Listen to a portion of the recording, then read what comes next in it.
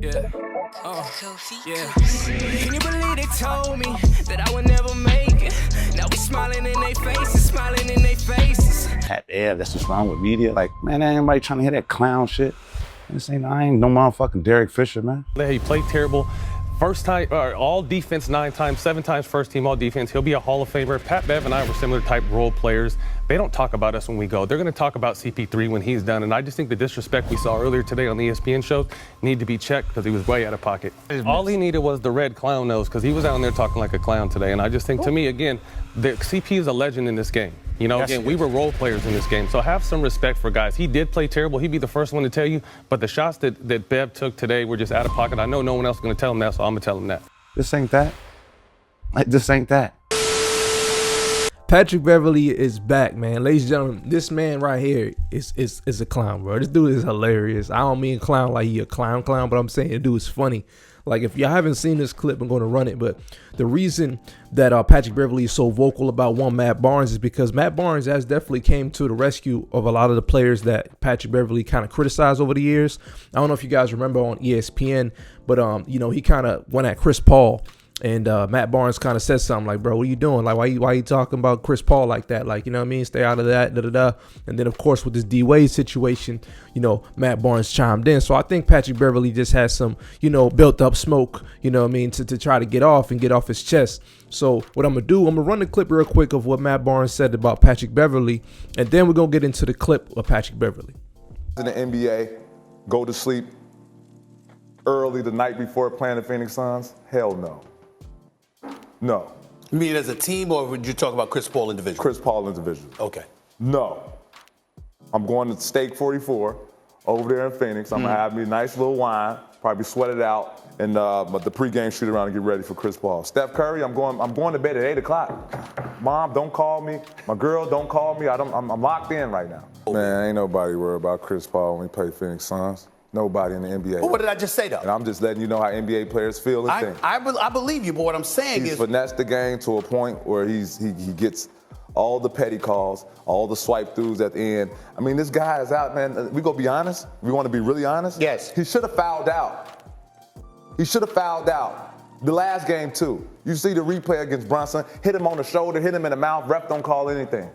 But what I want to touch on real quick, RJ, is the disrespect I saw from Pat Beverley earlier today. You know, as reporters, you know, as part of the media, we have a job to be critical, but I think there's a thin line between being critical and disrespecting. And I feel like what Pat Beverley did today to Chris Paul was completely disrespectful and out of the line.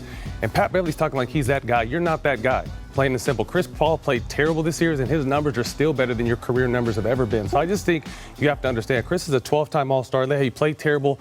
First time, all defense 9 times, 7 times first team all defense. He'll be a Hall of Famer. Pat Bev and I were similar type role players. They don't talk about us when we go. They're going to talk about CP3 when he's done. And I just think the disrespect we saw earlier today on the ESPN shows need to be checked because he was way out of pocket. All he needed was the red clown nose because he was out there talking like a clown today. And I just think, to me, again, the CP is a legend in this game. You know, again, we were role players in this game, so have some respect for guys. He did play terrible. He'd be the first one to tell you, but the shots that Bev took today were just out of pocket. I know no one else is going to tell him that, so I'm going to tell him that.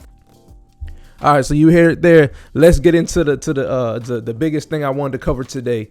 This is absolute, you know, it's entertaining, man. Listen, Patrick Beverley, man, he definitely gonna get some subscribers.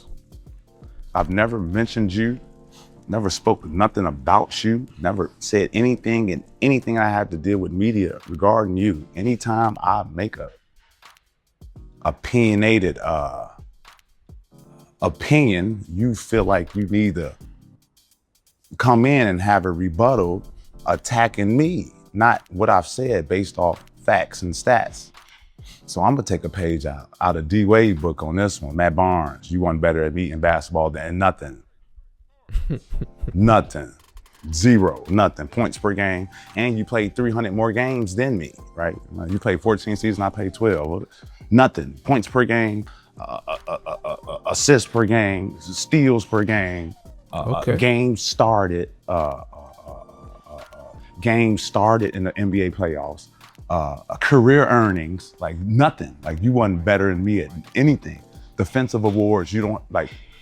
I got a first team in 2 seconds, like nothing. A Mr. Hustle award, nothing. Like, so like, I get it. If you feel some type of way about me, all right, cool. We can have that. But like to attack character, to do this, Pat Bev, that's what's wrong with media. Like, man, ain't nobody trying to hear that clown shit.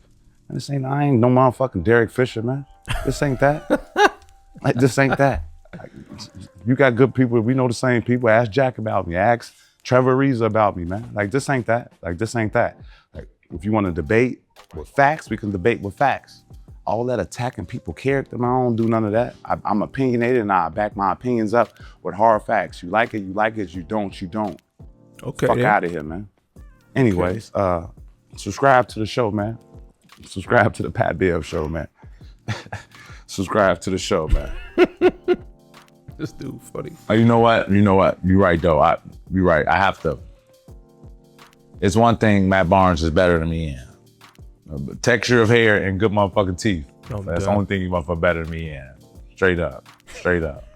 and by the rankings, because I'm still a solid. Like I call a spade a spade. God, your podcast, All the Smoke, elite. Y'all subscribe, y'all follow. But yeah, them the only three things motherfucker better than me in. At this point right now. Yeah, podcast, hair texture, and veneers. Yeah, love gang. Subscribe to the pod. This dude. Yo, this dude is absolutely hilarious. Listen, what's up with the angle though? That Derrick Fisher angle. I'm not Derrick Fisher. I want to talk about that. So what I heard about that Derrick Fisher situation, if y'all don't know, Matt Barnes drove his car because he heard Derrick Fisher was dating his ex and around his kids. So he drove his car like 200 miles, whatever, or I don't know, hour and a half, 2 hours away, and climbed over the gate and it checked Derrick Fisher. And Derrick Fisher didn't really want to smoke because, he family maybe or something, or maybe he was afraid. I don't know. But he basically said, just chill out, man. Just chill out. I can explain everything. You know what I mean? So when Patrick Beverley says I'm married Derrick Fisher, he's saying like I'm with the smoke. Like I'm not trying to instigate anything. I'm just saying is that what he's getting at? That's kind of the message that I got when he said I'm not Derrick Fisher, meaning I'm not Derrick Fisher. I'll take it there the way Derrick Fisher didn't want to take it there. But just in general, man, Patrick Beverley, I don't blame him for speaking out, because if Matt Barnes does have a lot to say when Patrick Bev speaks out. So every time Patrick Beverley does speak out, it is basketball. So I'm gonna give him the benefit of the doubt right there, because he's never saying anything personal about nobody. He's talking about basketball stuff, like their careers, stats, things of that nature. So yeah, it might deem disrespectful in that basketball world because they all played on that level of the NBA. So if you're talking about another NBA player, it's like, bro, you wasn't even on my level to talk about me. So I can understand that angle. But from Pat Bev's angle, it's like, hey, listen, Matt Barnes, why you always, and I'm rocking with you, Matt Barnes, but he's probably thinking like, yo, Matt Barnes, why you always got something to say when I got something to say? Like, why is it always an issue when I speak out about something basketball related? You know what I'm saying? So I can understand that angle. Now, as far as Pat Bev being better, I think they're both bruisers. They're both, glue guys. You know what I'm saying? And I think they're both helpful to the team. Obviously, it looks like Pat Bev has a little bit more accolades than him. But I did look at their career highs as far as points. I think Pat Bev is 12, Matt Barnes is 10. So they're role players, you know what I mean? And I mean, I'm not gonna knock them. They both had good careers. Anytime you play over 10 seasons in the NBA, you definitely have earned your spot. You know what I'm saying? As far as being a journeyman in the NBA, I mean, a lot of players don't get to see that many seasons. So anytime you play over 10 seasons, I commend anybody. I want to say though, Pat Bev's pod is going to do good. I think it's going to do good because he invites that kind of energy. He knows how to stir things up. You have to know how to stir things up. Unfortunately, it's like the 50 Cent thing, bro. You got something dropping, you got a new album out, you got a new pod dropping. In order for you to get out there, you got to kind of, not always, I'm not saying it's the only way, but you kind of got to get yourself out there somehow to get the clicks in. So what he's doing is helping him. And who knows, man, this could have been all orchestrated, man. Matt Barnes and Pat Bev, I know they cool. Captain Steven Jackson, they're all cool, man. I'm telling you, this could be some orchestrated beef just to get some clicks, man. Who knows, man? Maybe they join up, because at the end of the day, bro, I don't want no beef, bro. I don't want no one fighting. I don't want no one shooting. I don't want no one doing nothing, man. This is all entertainment, man. This is all competitive nature. This is all within basketball. This is why I like it, because I always look at it from a basketball lens. He's like, oh, listen, you wasn't better than me on the court.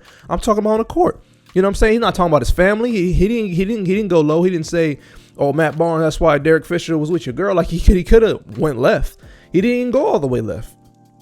That right there could show you that Pat Bev understands what he's doing. He's keeping it basketball, and I respect it. So these are just my thoughts, ladies and gentlemen. If you're new to the channel, you know what to do. Hit that subscribe, and I'm going to see you guys in the next video. Peace.